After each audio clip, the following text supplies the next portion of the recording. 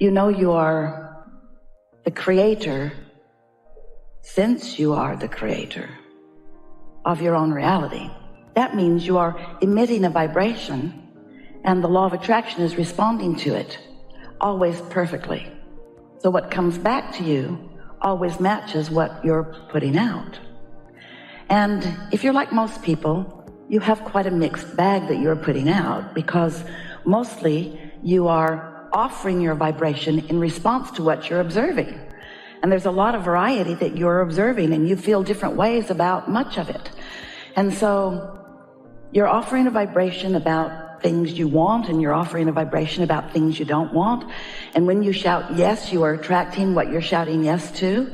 And when you shout no, you are attracting what you're shouting no to.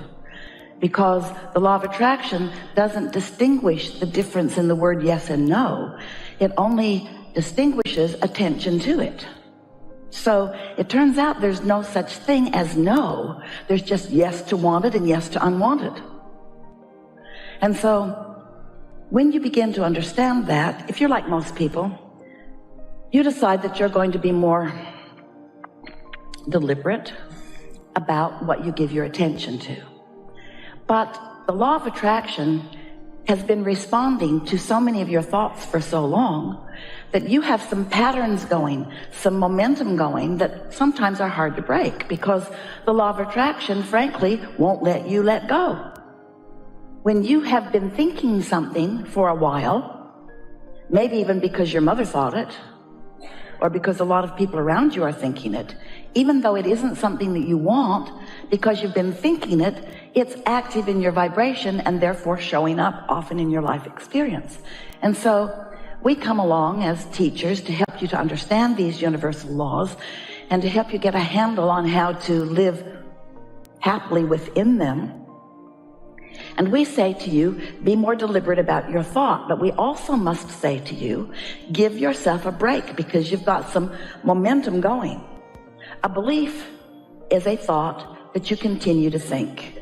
And the reason you continue to think it is because you've thought it, so law of attraction delivers it up to you more easily.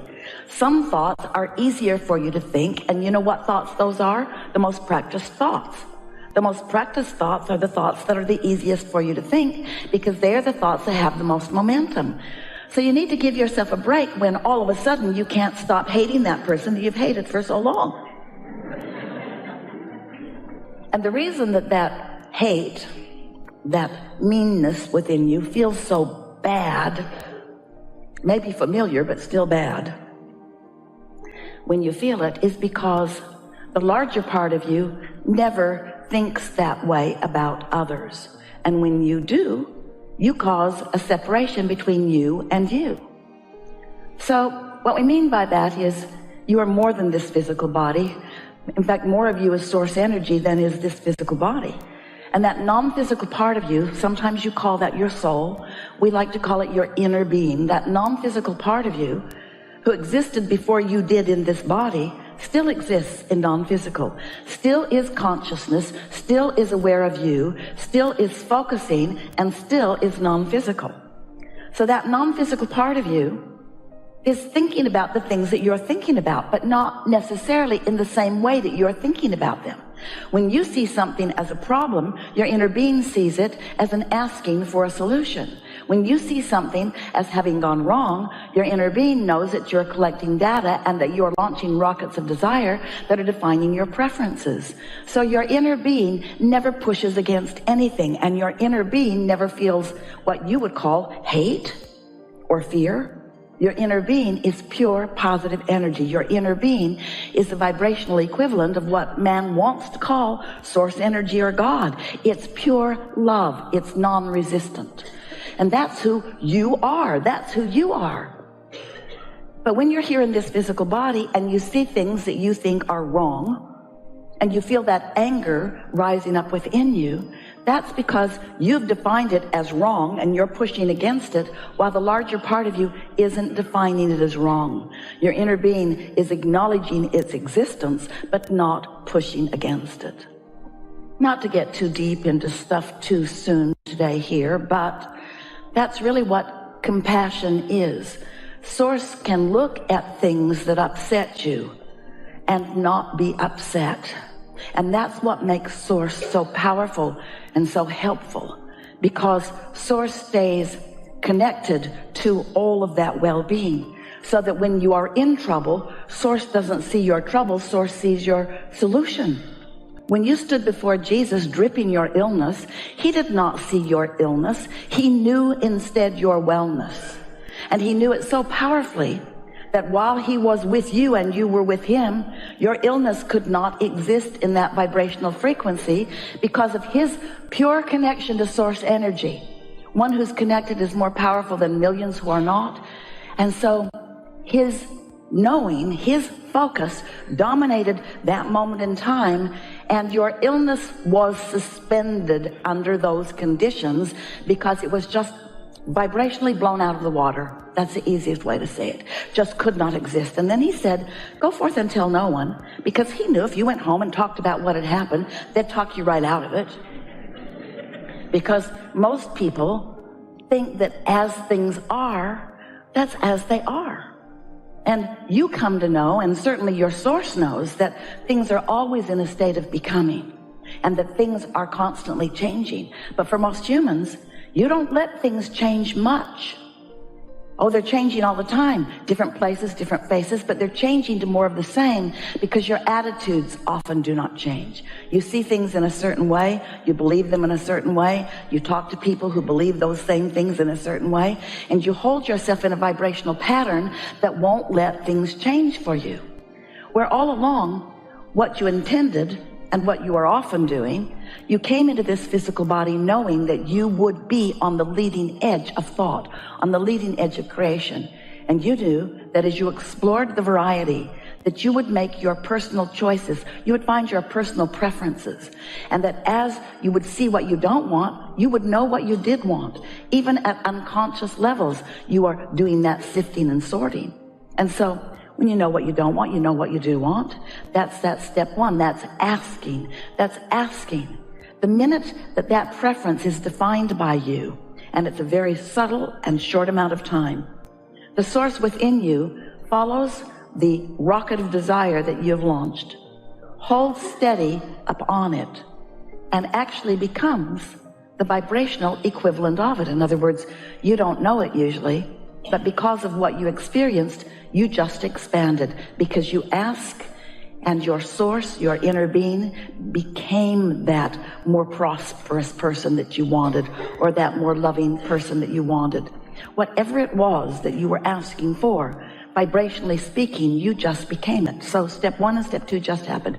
You ask, and Source holds you right there, vibrationally. Step three is, you got to find some way to feel like that. And it's not easy, because usually the thing that's caused you the problem is what's still active in your vibration. That's what makes you defensive. And that's what makes you feel like you have to justify. Of course I want that because I've got this and I don't like this. And nobody likes this that's got this. And a whole lot of us have this and none of us like this. And so the whole time that you're defending what it is that you want, with your awareness of what is, you're holding yourself in separation from what you want, and also from your inner being who's over there with what you want, not just over there with what you want, but having already become what you want.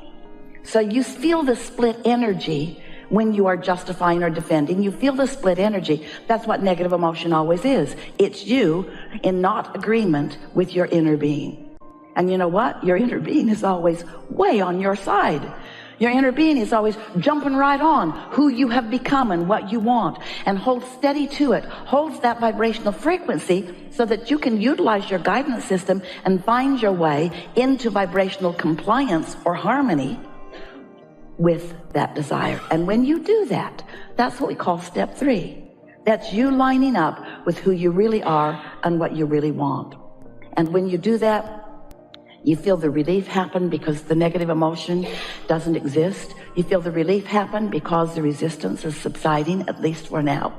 And when you get really good at that, when you hold yourself there for a while, that's what we call step four. Step four, some tease us, step four is just being really good at step three. Step 4 is really the mastery of step 3. That's when your life really becomes fun for you. That's when you know. We're not asking you to only have positive thought. You couldn't do that. We're not asking you to never have a thought about anything you don't want. You couldn't do that. In fact, you shouldn't do that. You came to sift and sort and to analyze and to decide. That's all part of the process of expansion. But you didn't intend to get stuck in the harping on what's wrong. You did not intend to complain about what's wrong. You intended to launch a rocket, and then you intended to get over it. Then you intended to focus upon the solution and begin moving in the direction of what you want with your thoughts. And you know what? That feels so satisfying. Satisfaction is that feeling that you feel when you are moving in the direction of who you really are. And so then step 5, maybe our favorite. Step 5 is when you're back in a contrasting moment. Some might want to call that step 1. But the difference is you're exploring the contrast, but you're not beating up on yourself. You're exploring the contrast, but you're not mad at anybody. It's just contrast, like being at a buffet. Don't want that, want that. Don't want that, want that. Don't want that, do want that. You're not saying don't want that because it's evil. You're not insisting that they remove it from the menu. It might get on my plate. So step 5 is expressing your appreciation for the variety that surrounds you while you hold yourself more deliberately in the direction of what you want. You understand that you create your own reality, but we want to help you to find an easy way of being in your now, in your powerful now. An easy way of being in your now and being a vibrational match to who you really are, because nothing feels better than to be in this physical body and focused in a way that the whole of you is pouring through. Recently, we've been saying that when you are tuned in to that frequency that is really you, that you are in a state of non-resistant thought. And we want you to taste with us here today, you will, and in the days that follow, the power of non-resistant thought. Here's what we mean by that. This is worth spending a little bit of time on, because once you get this, you've got everything. Oh, never mind. No. We should do this. We want to do this. So the power of non-resistant thought, here's what it is about. The law of attraction, you have a handle on what that is. So the law of attraction is responding to the vibration that you are offering. But remember, it's not just you offering a vibration. Your inner being is offering a vibration in the same moment about the same subject. So let's say you are wanting more money, and your inner being has already become, vibrationally speaking, that more prosperous entity, that more prosperous being. So your inner being is attracting, with no resistance whatsoever, prosperity to you, and all kinds of cooperative components are coming to that larger part of you. Do you have a picture of that? Oh, that's powerful. But then there's you. We did say it that way, didn't we? But then there's you. Then there's you. Then there's you worrying about not having enough money, remembering not having enough money, railing about not having enough money. And so in the midst of that, you are introducing resistance into the equation. And even though more money is coming to you, and what we call your vibrational reality, that point of attraction that your inner being is tending, we know we're asking you to accept something that you can't see, but in time you can feel this non-physical energy gathering the cooperative components on your behalf. It's powerful and it's real. And when you are not resisting, then you go from step 1, which is asking, often with resistance, into step 3, which is non-resistant, and that's the power of non-resistant thought. Now, if you could stay there more often and allow more momentum, then more of the things that you want would come into full fruition faster for you. You usually don't do that. You want it, you line up with it, and then you notice something, and then you get cranky about it. But if you can be more in vibrational, consistent realization of what you want, then you would experience what we are calling the power of non-resistant thought.